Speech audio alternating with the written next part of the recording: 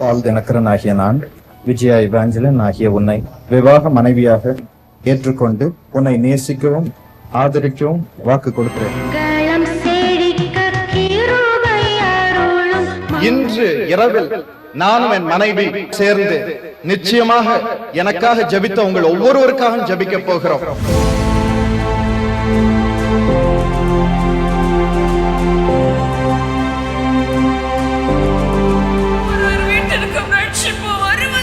Let there be salvation to every family, Lord.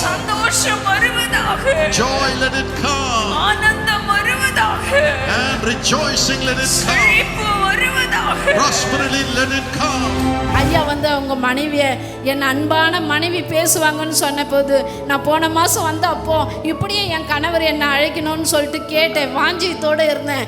அப்படியே என் கணவரும் அப்படியே இந்த வாரத்தில் எனக்கு அப்படியே பேர் சொல்லி அழைச்சாரு. எனக்கு ரொம்ப சந்தோஷம். And once as we were praying together, the Lord was so pleased with such prayers, and He appeared right before us, right in the midst of us. I saw Him face to face standing in front of us. Jesus is also living with us, and He is also one of our member of our family, and that's why we are standing in the ministry and standing as a family together. நாம் மாம்சிகத்திலே இருக்கிறோம், போராட்டங்கள் வரும். அதுவும் இத்தனை லட்சம் மக்களை சுமக்க வேண்டும் என்றால், இத்தனை போராட்டங்களை தேசிய அளவிலே உயர்ந்த ஸ்தானங்களிலிருந்து சந்திக்க வேண்டும் என்றால் ஒரு சாதாரணமான காரியம் அல்ல.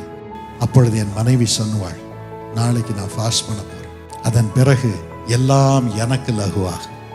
யூனிவர்சிட்டியிலே லகுவாகும், சமுதாயத்திலே லகுவாகும், கவர்மெண்டிடம் லகுவாகும். எப்படி லகுவாகும்? கர்த்தர் என்னோடு பேசுவார், தீர்க்க தரிசனமாக பேசுவார், இதை செய் என்று சொல்லுவார். கர்த்தருடைய வார்த்தை எனக்கு வருவதற்கு என் மனைவியின் உபவாசம், மனைவியின் ஆனந்த தைலத்தை உன்மேல் பொழிவாரே, துதிக்க வைப்பாரே.